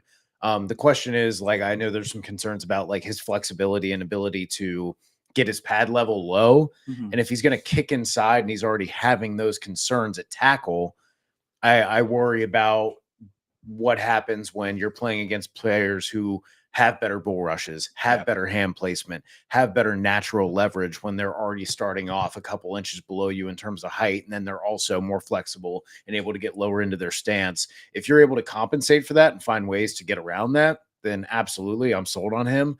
But I just think as much as I do like him and as much as I love, hey, no sacks allowed in 3 years and over 1,000 pass blocking snaps, I'm on board with that. That's an easy sell. I just love the profile of Tate Radledge of Savaina here. I think I think Savaina maybe has the upside like Charles Grant to play tackle eventually, whereas I feel like Wyatt Millen is limited to playing guard. I still think, again, really good prospect. Again, if we're playing the game of, oh, Radledge isn't going to be there, so okay, cool. Like I would absolutely love Wyatt Millen and think that was a home run pick. Yeah, completely. I think, and the one thing with him, it was literally obviously the first game of the year, but Abdul Carter versus him showed the clunkiness. It was very clear on the outside. Hey, he can stay in front of him. And when Carter didn't put a move on him, it was like he was playing phenomenal. But as soon as Carter went inside, it was like he got as soon as you start washed. worrying so hard that you're oversetting to protect your edge, and then suddenly you're worried about the inside move, then you're cooked. That's when they have you in the proverbial blender. Completely. I'm good with Radledge here, to be honest. Okay. Like it. Yep. I'll get Charles Grant one of these days. I'm keep fighting. That's He gonna be might my be guy. here. He might be here. Yeah. Maybe he will. Maybe he will. We'll see. All right. All right. With the 81st overall pick in the 2025 NFL Draft, Cincinnati Bengals select Tate Radledge, guard, Georgia. All right. I like this pick. It's hard not to. Yeah, it's just one of those ones that make you smile. Yeah. Again, for me, this draft is not about being sexy. It's about fixing the trenches. One, that's something that needs to happen. We complain every single offseason about them fixing the guard spot. And if they're not going to go out there and sign someone, go out there and draft someone. Yeah. Right. Agree. You get a guy in Tate Radledge who has the big school experience. Jarrett Wilson goes off the board of Texans. Jonas Hyman goes right after him. Like we're seeing a run offensive lineman now. But you finally get a true guard in here, and maybe they play for 4 years in Cincinnati, then they leave for a bigger deal. Maybe that would maybe that's our new reality. The Browns get Wyatt Millen. Maybe that's our new reality, right? Where the Bengals will have to literally keep going out there drafting guards because they just refuse to pay them. And then we have to, it's an uncomfortable thing, but Charles Grant goes to the Dogs again. Is that the last time? Yeah, I think they did that last time too. That's wonderful for what they like to run. Andrew McCoupa goes to the Niners, man. Wow. Good one. Niners got him and Jihad Campbell in this draft. So that's kind of fun. I like that. I mean, they need it. They do. They need it. Yeah. Now with their with Dre Greenlaw being out, and then Talise Hufanga is out the door this offseason, isn't he? So yeah, they're definitely restocking the cupboard. Isaiah Bond, that's a great pick for the Patriots. Yeah, definitely a good mid-round swing for them. Walker, wow. I want to love Deion Walker, man. I just struggle. I do. I know he had the back issue, but then like at the Senior Bowl, he was getting your whole thing is you're big and you're strong and you're getting dusted by guys who are 70 pounds, you're junior, and you're getting pushed around. Like you're big and strong, but do you know how to use it functionally? I get Russell Bodine like, oh, he's big, strong. He did 35 reps, but he never even knew how to use that strength functionally. So it didn't fucking matter that he could bench it 35 times or whatever. And people compare him to T'Vondre Sweat. I don't think that comparison's fair at all. T'Vondre Sweat was far more pro ready. I think Walker's good in the third round. One thing we always have done throughout these mock drafts, we've done successfully, Daniel. Yeah. Is we've always successfully double dipped at the offensive line. Yeah. And I feel like this is something I'd like to see what names are on the board. I'm not going to push the envelope here. Can we go to interior offensive line? You're so open to everything you do. And if you take one of those tackle guard hybrids in the second or the third round, you end up really open to being able to take whatever falls to you here. Willie Lampkin being again, this is like, it's another guard that I like later in the draft. Does the size scare you at all? Yeah, absolutely. It has to. 100%. He's definitely more of the athletic kind of moving. But if that's a guy like, hey, you were willing to take a chance on Akeem Adeniji, right? You're willing to take a chance on Deontay Smith. If you're just going to give him a year to just pack on some weight, get in an NFL program and just start living in the weight room and just slamming peanut butter jelly sandwiches into this guy, like, then yeah, absolutely. I love being able to pair that athleticism with someone who has the potential for growth still.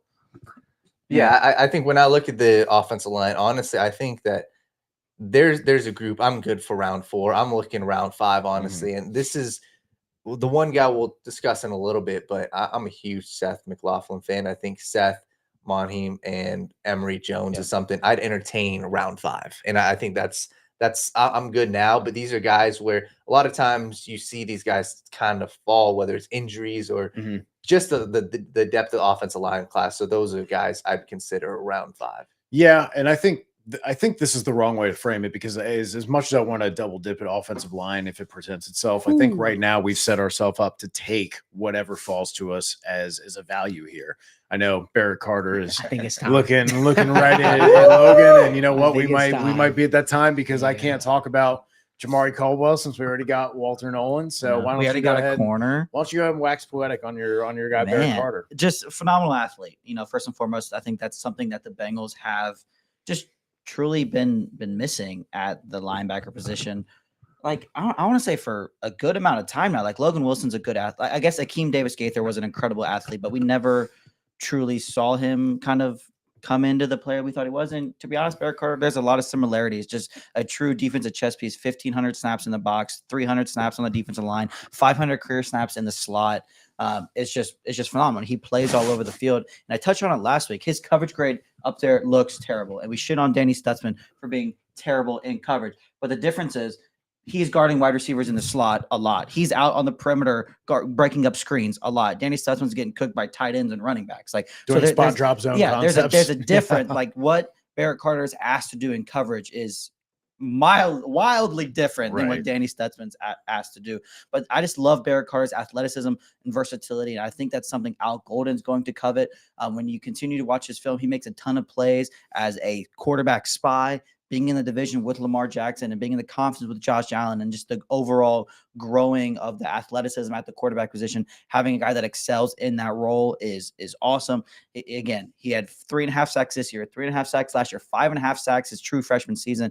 Just a guy that makes plays literally all over the football field. And again, the Bengals need help in a little bit of everywhere on the defensive side, and he's just a guy that kind of can do a little bit of everything.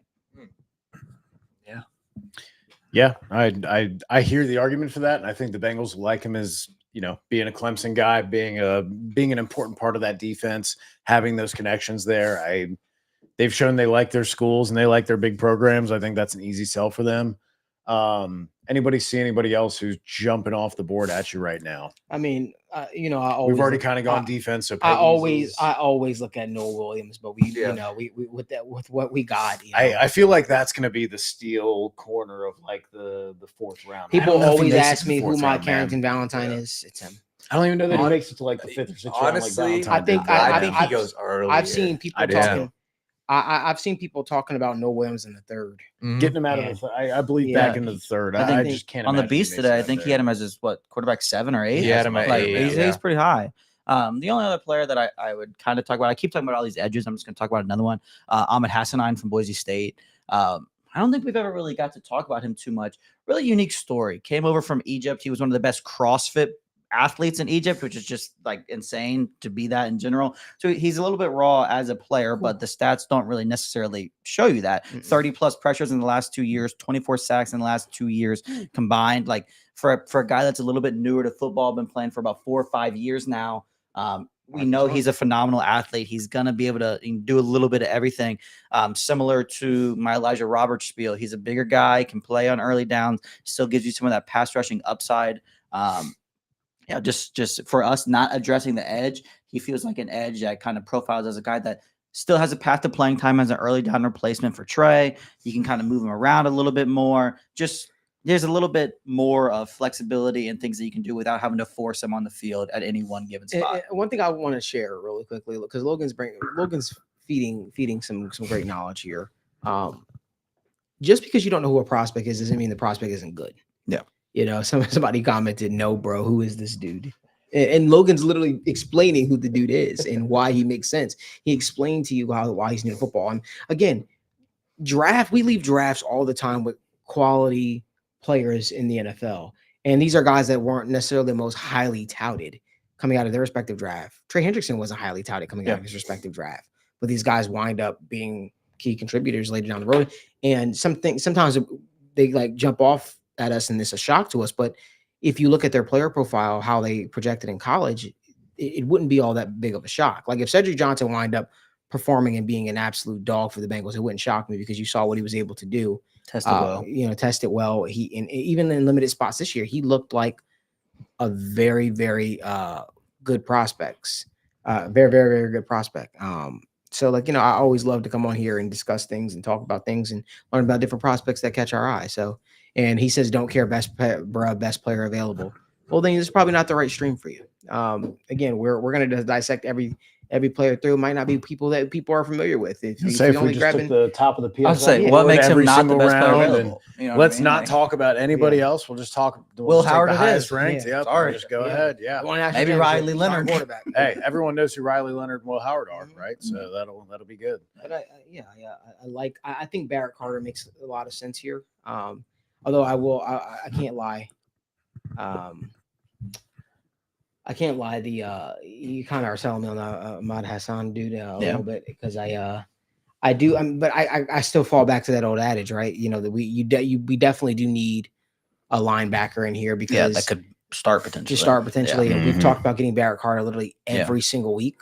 Mm-hmm. Maybe this is the spot. I would love it. Maybe for this is the the spot. How do we feel about that? I'd be good with it. Yeah, I'm good with that. You might as well pull up the linebackers and see if you guys have. I mean, not Jack Kaiser, please, but anybody else. I mean, I think. Say, man, I'm rolling on this at that point, and like Kobe King's fine, and we've talked about Stutzman, excellent run defender, but just not there in coverage. And you've played 4 years with 800 snaps a year, like you're probably just kind of are what you are right now.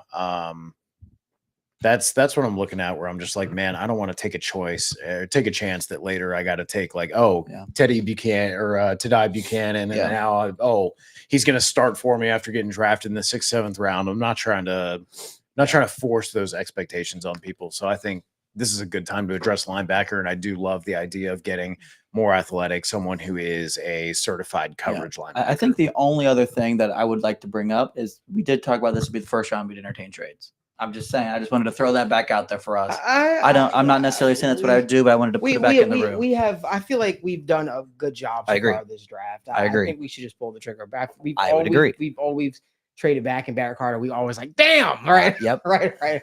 And he's a guy that we've been enamored with. He's a guy that we like a lot. So, Daniel. I was just looking running backs tight end. Somebody was asking, but I'm good with Barrett Carter. I think that honestly, he is the best player available. At this point, if I've waited for running back, I don't see any guys in these in the 4th and 5th round that I love, and I'd probably rather just take a swing on one of the guys in the 6th or the 7th. Again, this draft is not sexy. To be honest with y'all, it's not sexy. But it does. We're at this point, we're just trying to fill as many holes as possible, right? While drafting who we think might be best player available. But again, we defaulted to Benjamin Morrison because of the connection, because of going to Notre Dame, because it is probably a big relief to a defensive coordinator who's coming in and is unsure if a secondary who's struggled with communication issues the last couple of years is going to be able to grasp his system in an offseason, right? But if you have a guy who's been a veteran, been a leader for your defense, you feel a lot more comfortable that your language is going to translate and you're going to have someone on the field that can kind of be a coach on the field for you. So that would be a comfortability thing. I could totally hear the argument for taking the upside pick on Siobhan Ravel or going one of the edge rushers we talked about. Sure. Like, we're splitting hairs at this point with these guys. Yeah. Barrett Carter. Let's go ahead and pull the trigger. With the 119th overall pick in the NFL draft, Cincinnati Bengals select Barrett Carter, linebacker, Clemson. So, Evan, I've been talking a lot. If you kind of want to review a little bit to the folks of the picks that we made. I mean, man, Walter Nolan immediately is probably the best defensive tackle on your roster. Absolutely. The Packers he has the high floor as a excellent run defender. He's not just a pass rusher. He would not just be out there on pass rush downs. He's an exceptional run defender. And even if you're waiting on him to reach his upside as a pass rusher, his ability with his first step, his get off, his ability to penetrate gaps, disrupt plays, disrupt timing, that's really, really valuable and immediately makes him probably your best pass rusher as well, just based off the athletic ability and his bull rush and strength. Second round, talked about Benjamin Morrison, his connection with Notre Dame. Obviously, him and Al Golden coming in, it's a way to shore up your secondary and try and make the transition a little bit smoother. Also have a lot of flux in that cornerback room, a lot of guys coming off of injuries. It's not unrealistic to believe that one out of your 3 or 4 corners that you have that are dealing with major injuries might not come back 100% or might take some time to be able to trust their ability or their body again. Not to mention Mike Hilton is not on the team anymore. And then obviously, like taking Tate Ratledge, it's easy pick. Guy played next to Amarius Mims, played right guard, so he's not like the other guys where he has to flip from tackle to guard or he has to flip from left tackle to right guard and then fill in that spot. I think that's an easy plug and play. Maybe he doesn't have the highest ceiling out of all those guys, but he's an exceptional athlete, best athlete out, probably on the offensive line immediately. And then that's something that usually really translates well for guards in the NFL. Adding in all the facts that he played at Georgia, looked good, and all the time he was there doing it as a starter, played with your right tackle already, and you have that chemistry for stunts, games, twists that you're passing off. That's very valuable as well. And then obviously our most recent pick, Barrett Carter. Barrett Carter. Get better at linebacker in terms of athleticism, in terms of coverage. You need more sideline to sideline speed. You need more of that pop. You need more of that chase down. You can't have linebackers continually looking like you're stuck in quicksand or you're taking bad angles or you just are too stiff or you just overshoot stuff. Like you just need that pop. You need that athleticism. And so taking a chance to upgrade that with a starter, that's huge. I agree. All right. Get into it. Back on the clock. On the clock, round 5. Daniel's knees is like, Oh, at this point, he tired of getting up and down. He tired of getting up and down. Man, there's some guys. You know, there's a guy here that Logan literally has been raving about, Upton Stout. Logan, sell me on him. I like Upton Stout for a lot of unique reasons. He's a very, I don't want to say weird player, but he's 5'9". First off, that's going to, obviously cause some people to be an area of concern, but I like him so much in the NFL just because I think he's a guy that can hang in the slot and just be around for so long. When you're 5'9" and have a run defensive grade of over 90, that's pretty impressive. I posted on Twitter today all of his one-on-ones from the Senior Bowl and just he's sticking right with guys. Obviously, he's going to be limited due to his height, but I love a defensive back that it plays super physical, near the line of scrimmage, effective, very well. I don't want to just directly say Mike Hilton as the comp for him, but when you have a smaller guy that loves putting his head in the run game, that loves going to make tackles, that loves hitting people, it's hard not to make that comparison. I think, obviously at this point in his career, he's a much better coverage guy, much better coverage option than Mike Hilton presents. But just in general, he's played over 160 snaps in the box as a linebacker, nearly 900 on the outside, 500 in the slot. He's got some snaps at off-ball linebacker at safety. He's moved all over the field. He's just a defensive back that's a chess piece, similar to DeJohn Anthony in a lot of ways, that moves around, does a lot of things well. Just a fun defensive player that can do a lot of things. And I think Al Golden really loves his versatility. And just it's a very clear Mike Hilton role replacement kind of guy for me. Yeah, I think that with him, and it is funny that the Bengals, Mike Hilton was on the Bengals. That is kind of his comp. And I think that when you look at, his Senior Bowl reps, even when we were at the Combine, just watching his drills, it was almost like you can tell he's smaller, but he was one of the more technical guys. And when you saw him at the Senior Bowl, one-on-one, first off, the Senior Bowl is not for cornerbacks. That it is not in your favor. You are the wide receiver has you cooked. Most of the time it's one-on-one, no safety help. It's nothing. It's you one-on-one. Many times Upton Stout stayed with the dude. So I think this is the range. We're talking round 5. If he's here, you have to talk best player available. And not only that, but there's a clear pathway. If he were to end up as a starter, there's a clear pathway for him to have a serious role. So I'm a huge fan. Another thing with Stout that I just, I was looking at today and just in general, he's 5'9". That's obviously you're not going to not many people are going to look at that and be like, you know what, 5'9", 180 pounds. That's my guy. But he had 3 less bench press reps than Kenneth Grant. He's been 21 reps with 225 as a 180-pound dude. That's Mhm. that's pretty Yeah. impressive. So Right, I yeah. mean, he packs his punch for being a smaller guy for sure. He's a 5'9" guy, but he doesn't play like a 5'9". Mhm. That's for sure. Just like Mike What- Hilton. Just Like kind of that. curious, what do we have left at linebacker? Because I'm looking at it. I know we don't like to necessarily double dip all the time. Yeah. I love Cody Simon. Yeah. I have love no him problem still with that. here. If we're talking about reshaping your linebacker unit, obviously the Bengals brought in Oren Burke on a 2-year deal. Very Right. cheap. Very cheap. You know, I get why, but I look at a guy like Cody Simon. I know people probably hate this. It's like, oh, you're going so defensive, but I just feel like you got to go where the value is. Yeah. To a point. And I feel like, I don't know, I feel like the linebacker spot, the reason why we kept drafting Cody Simon in later rounds, because we felt like he was the best available at that point in time because of what he was asked to do. He is a guy who had 7 sacks, guy that can, you know, be in pass coverage. He's a solid tackler. He just does everything. He's a playmaker at the linebacker spot. And honestly, he was one of the true leaders on that Ohio State defense. So Cody Simon's a guy that I like through and through. And in general, too, you know, like him and Barrett Carter make sense together. You know what I mean? He's a guy that plays a little bit better downhill. A guy, like you said, 7.5 sacks last year as a linebacker. Like they complement each other's skill set pretty well in general, which is always nice to have.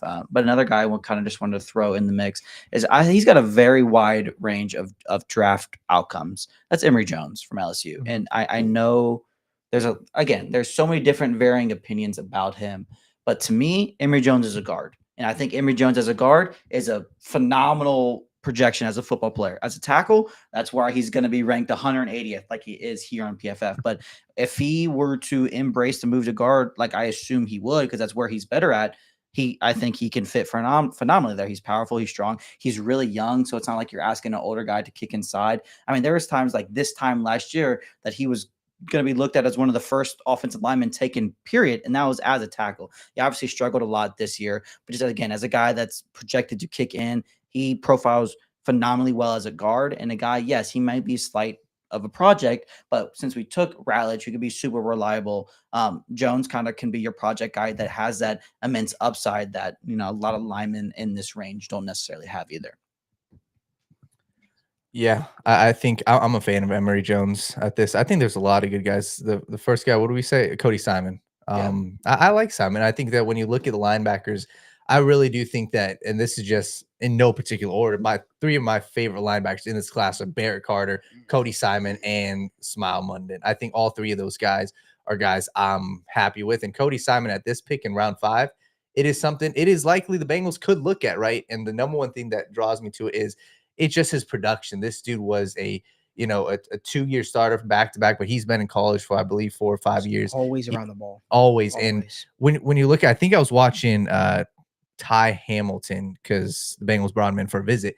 Cody Simon popped out, especially in the run game. It's like he's always finding a way just to get inside, and he's slippery enough in the run game that I was a fan of him. And he gives you versatility, unlike some of these other linebackers in the coverage. Can we see tight end and kind of running back and some of these other positions? Because I don't see the value in double dipping at linebacker right now.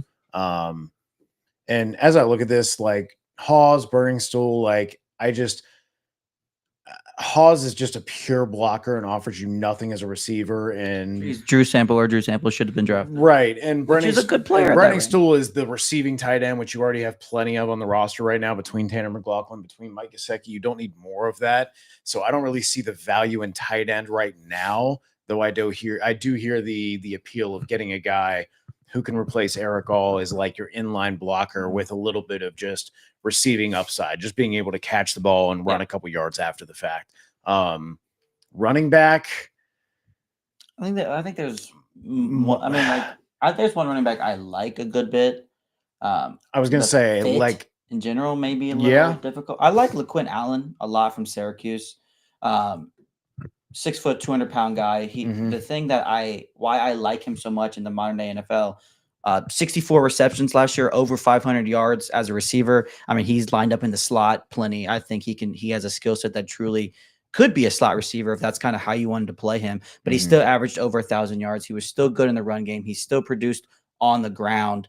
Like he's a very do-it-all guy with just a unique skill set. And I think anytime that you can add unique skill sets to your football team, it's something you should consider. I mean, a guy with over 1,500 all-purpose yards and 20 touchdowns with 60+ receptions on the year I just feel like a guy that should get more love than he's really getting. I believe he's a converted wide receiver, and he led the nation in receiving yards as well as receptions for running backs. And he's also not necessarily a typical running back. He's 6 foot, I believe, 6 foot. So it's like you're getting a bigger running back who's also was just productive. You look at the past 2 years, and once again, I was watching Kyle McCord film, and McCord, a lot of times, here's his check down in the red zone. They're using him almost like a wide receiver. So I like LaQuint Allen. If there's one guy I want to make a case for real quick, he's not going to be here likely, but one of the best players on the board is Kyle Williams, without a doubt here. Kyle Williams, so we could have this. I'm with you, and I was thinking about this. Here, the only problem is like I hate playing that game because here right now we're talking about him. Do you need, when you have Jamar who can play your X? Yeah. When you have T who plays your X? Yeah. And you have Yoshi who can only play the X? Mm-hmm. Do you need another X receiver because he does not have the short area quickness? He does not offer the blocking that you do. I disagree. Yeah, Okay. I think, and maybe the quickness isn't there. I see his release, and when I see the release downfield, vertically, absolutely, his vertical tree is great. But again, if you have T Higgins and Jamar Chase on the field, how often are you asking the slot guy to go vertical? Is that the role you're going to be asking? When I look at it again, I go back to, hey, if you're a smaller guy, you're 5'11", you're 190. Yeah. Okay, 16th and 24th percentile. Are you an elite athlete in the 48th percentile 10-yard split, the 35th percentile broad jump, the 62nd percentile vertical jump? Just don't scream elite athlete. Now, the long speed is there. He's got the 4.440, which is in the 80 percentile. He's got the long speed, but he needs that buildup. And I just don't see the short area quickness. I don't see being a good run blocker, because if you're not going to have good tight ends in there to block, your inside receiver definitely needs to be ideally a plus run blocker. I love the player. I just don't see how he fits in when you already have 3 guys who can play X in your first 5 receivers. Totally understand. And that's why I do think that he may not be necessarily the best fit when it comes to the Bengals. I just see the player, man, and this is a guy I'm so confident is going to be a very good wide receiver. You see, whether it was last year with Cam Ward on their team, he was their go-to target, whether it was this year with a very unproductive, uninspiring entire offense. He was the best guy. He was the guy on 4th down. He was their go-to guy. And I see a guy with a release package and a guy that has had production. He was top 5 in college football in receiving yards. So I think when it comes to best player available, I think he's definitely in the conversation. But the rest of these guys, like, I am kind of leaning I think you can get like running back and tight end as much as I'm kind of looking at these guys right now. I think running back, tight end, and linebacker are all ones that you might have a gem sitting there at like round 6 that you might like. I really think now we just take a talented player. Yeah, I can see that. Like, because I just feel like Cody Simon is a gem, and that's fine. Well, hear me out there in round 6. If we were talking about edge, right? Like we were talking about earlier, the Colin Oliver is an ideal fit that I just think, if we're going to consider a wide receiver, is he your new who was the USC line? Voorhees? Is he your new Voorhees? Voorhees. Oh, he's injured. He shouldn't be here in the 4th round every single time, so we're just going to take him every time, and then not who you saying Cody Simon that? Yeah. Colin Oliver is just hey, he's injured and he shouldn't be here. We're going to take him in the 6th round every time. And I think that's a good idea, though. Yeah, I do. I think that I think if you're considering a wide receiver here, I think the Nick Nash conversation should come up. Yeah. I personally am not considering a wide receiver here. I think you're looking for something that can fill more of that slot. Yeah. Well, I think, and this is where these 2 guys are the perfect for them. And the one thing, Nick Nash, and the difference between these 2, where I think both these guys are going to be phenomenal, same exact mold, big slot, right? And when we're discussing, guys who can run block, 6'3" Nick Nash, 6'4" Isaac. And I believe Isaac's somebody who the Bengals met with, or they went to his pro day. And Nick Nash is the nation's leading wide receiver in yards. The turnoff with him is he's 25 and a half. That's a turn. That's rough. But There's one last person that I want to bring up, and I haven't been able to draft in a while. Dan, you could do me a favor. yeah, Again, I'm just spitballing here. We Mhm. always do this when it comes down to our last two picks. We go to offensive tackle. Yeah. The guy that stands out to me like a sore thumb is Holland Pierce, Mhm. who the Bengals have met with. I've been on record talking about why I think he's such a difference maker. He has never made it. Honestly, the last two drafts, he didn't make it to this point. I don't think he got picked quite early. Holland Pierce is an absolute mauler at the tackle position. And if you're talking about, Orlando Brown and his long-term future here in Cincinnati, if he wants to resign or if he decides to retire, which I highly doubt he retire, he's still youngish. I just feel like Holland Pierce, there's no better person for him to learn from an Amarius Mims and an Orlando Brown being 6'8". It's not a lot of tackles that come in that are 6'8", number one, and you can learn from two other tackles that are 6'8". He's the mold of what the Bengals like, man. This is a dude.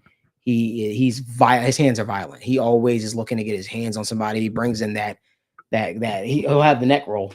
He'll definitely have the neck roll too. But Holland Pierce is a guy that was a walk-on, man. He weighed 400 some odd pounds, got himself down to weight, and absolutely was one of Rutgers' more talented offensive linemen. For the backstory, people that don't know, I used to train with Holland Pierce. And I remember when he was 400 pounds. That's no bullshit. That he legitimately was that, huffing and puffing when we were at the gym training together and stuff like that. We actually put on a basketball team together. And this is a dude who just loves the game of football. This is a dude who was determined. He told me even back then, Malik, I'm going to be in the NFL. And I was like, bro, I believe you could do anything you want to be. And I told him, I said, I'm going to be in Cincinnati. I'm going to be working in sports media. And he said, all right, man. We always stayed in contact and supported each other throughout the process. And one of us is here and the other one is very close to being on their way. Holland Pierce is a guy that I think that if you're an NFL team and you're considering him, the question mark is going to come, hey, can Holland Pierce, can his feet get quicker? I feel like his feet are a little slow at times. But I think that outside of that, I feel like that's something that could definitely happen. He even has told me, he said he's willing to play guard. He said he's willing to play guard. He did that a little bit. That's a big guard. Yeah, that's a huge That's guard. a big boy. He said he wants to prove that he can do everything amongst the offensive line within reason, of course. Mm-hmm. Holland Pierce is a dude that I think could learn a lot from Holland Pierce. And right now you don't have that. You don't have that swing tackle. You got that guard, right, in Tate Ratledge in the draft. But I think if you walk away from the draft with a Holland Pierce, I think he could really develop into a special player. for sure. This is what sucks. There's a lot of these players I feel like would be good. The reason why I'm standing on tape even further for him, because I think he's the one guy that you look at and you say, that guy. We talk about a lot of these other players, right? If we don't want to double dip at linebacker, if we don't want to force a running back pick here, this dude, man. I like that pick right now, and then kind of taking our swing at a guy who falls that we feel shouldn't have. Yeah. The only other thing I want to bring up, and can even be just for round 6. We pulled the safeties, Daniel. Yeah. Just for right now, safeties in general. Billy Bellman is a very fun player. He's another very small guy, and he's got some.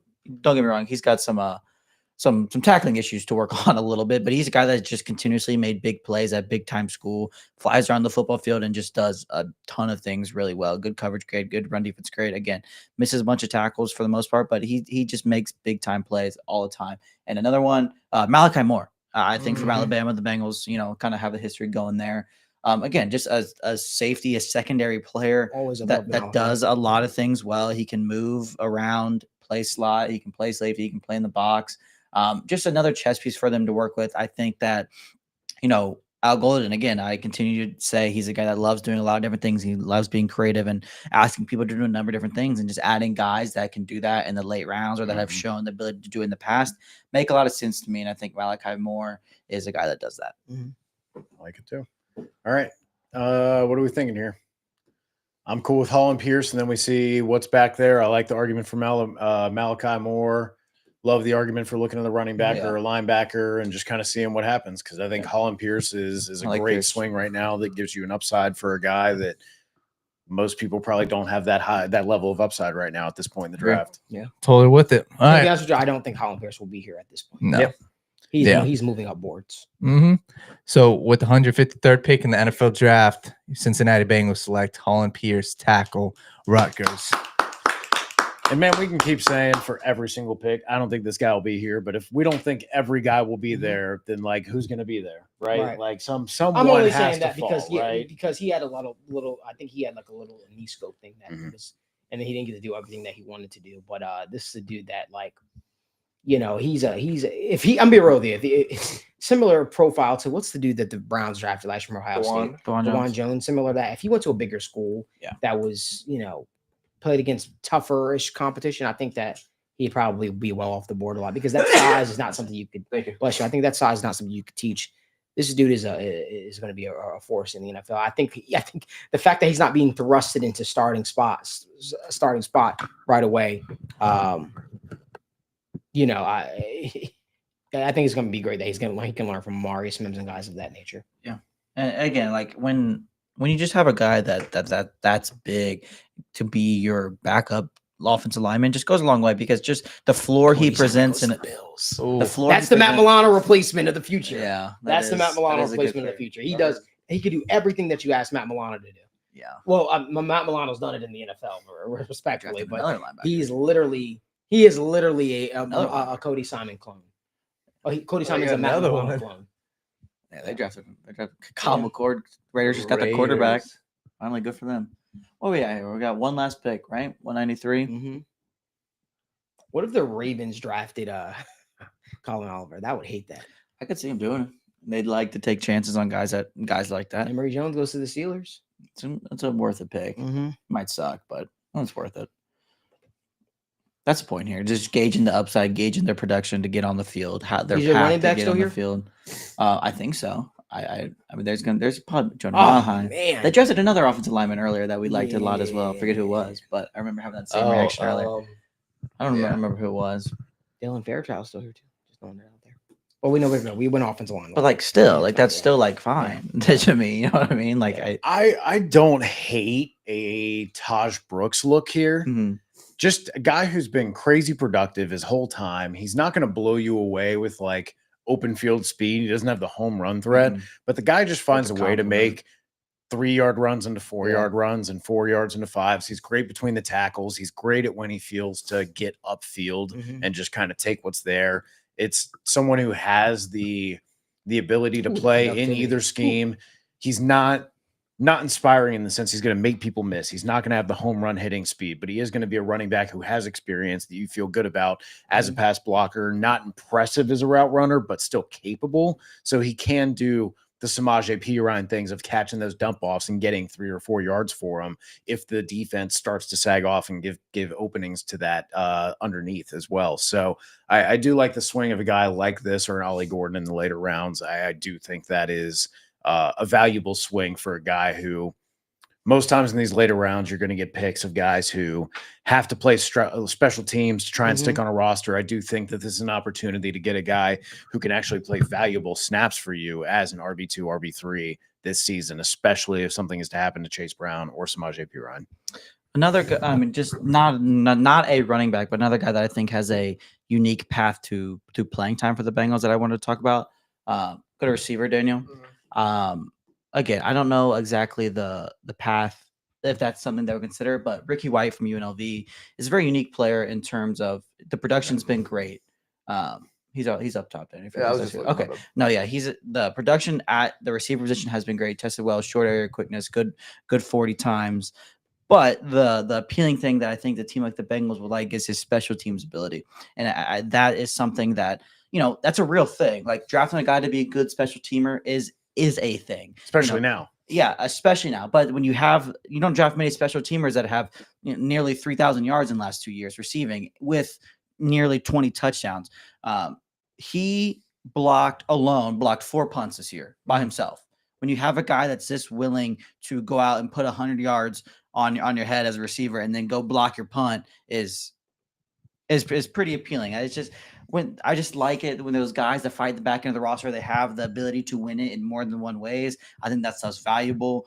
Again, if we want to debate about drafting the receiver and the needs for that, yeah, I totally hear that out. But just again, a back end of the roster guy that can make an impact in a number of ways and still has shown enough production to probably live as a receiver in the NFL is always a fun thing to consider. Yeah, I like him. Once again, very productive. And he was somebody I remember even at the Oh my East-West God, Shrine Bowl. Look at Eastern Washington's logo just for a second. That shit That's slaps. I crazy. just want to point that out. Yeah, Yeah, That's that is cool. Efton Chisholm. There's some guys I like. I definitely like the Ricky White shot if we were to go wide receiver, because the rest of these guys are kind of Just a special teams aspect is so unique. You don't really see a guy block 4 punts in a year ever. But he's always been an impactful player in special teams.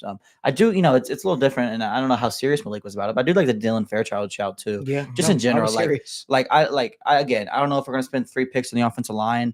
I'm not a huge Dylan Fairchild guy in general. I like Miles Frazier there as well. I like Jackson Slater as well. But again, the Bengals just need talent on the offensive line, man. Like Cody Ford might not be here the following year. Volsa might not be here. Patrick might not be here. Like those are the 3 people we're replacing right now. Like again, it might get a little awkward this year. Maybe you have to cut one of the guys you liked a little bit more. But just in general, like adding offensive line talent, if it's can warrant the BPA tag and just the obvious need for it, just makes sense. Like I'm tired of not having quality offensive lineman depth. And now in this scenario, we'd have Holland Pierce as a depth tackle. We'd have Matt Lee as a depth center. We'd have said guard, Dylan Fairchild, or whoever we take as a depth guard. That's so refreshing to think about for once. And again, it's a 6th round. So yeah, I could be sold on that too.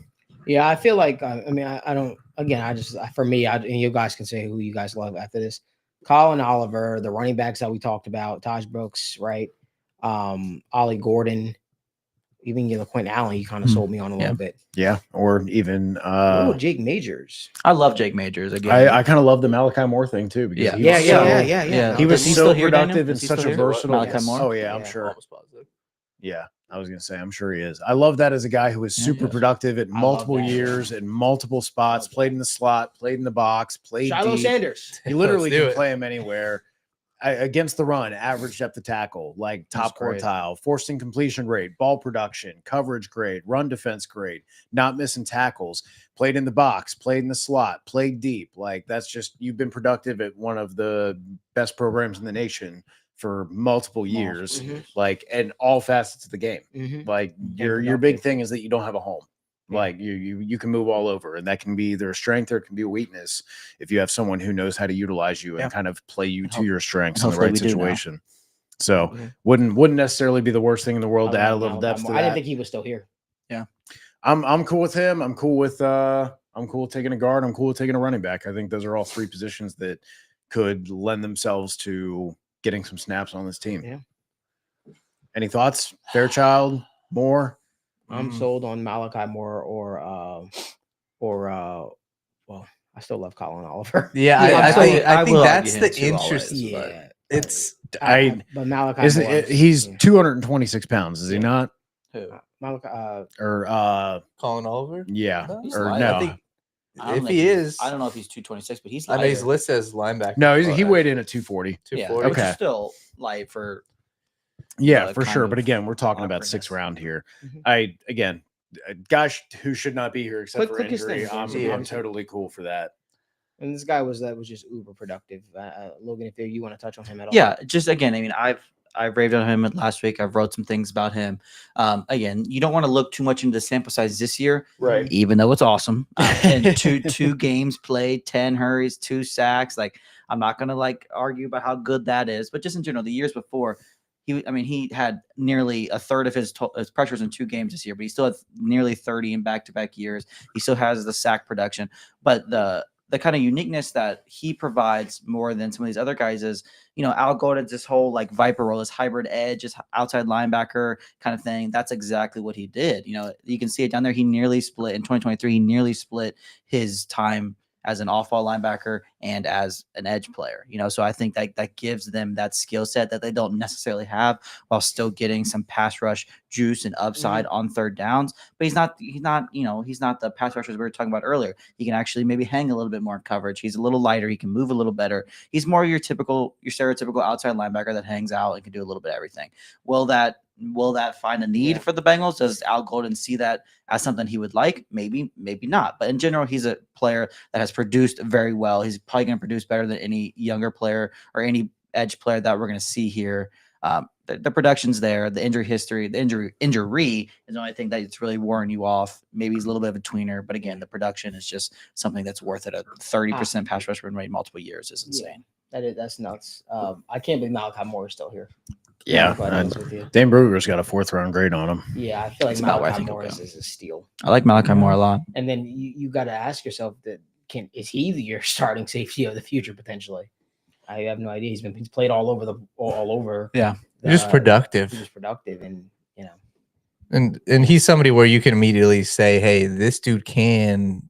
You don't really have concerns about him being able to be your deep safety. He'll probably end up being more of a box safety, but he's somebody, he can do it all, and he kind of gives you at least that flexibility to say, hey, I'm going to get the best of him or Dejon Anthony. One of those guys is going to step up for me, and I think that it would be a good shout with him. I think we always do this when it comes to the last pick. Let's just get a pick in. I'm cool with Malachi Moore. I like it. All right. Different.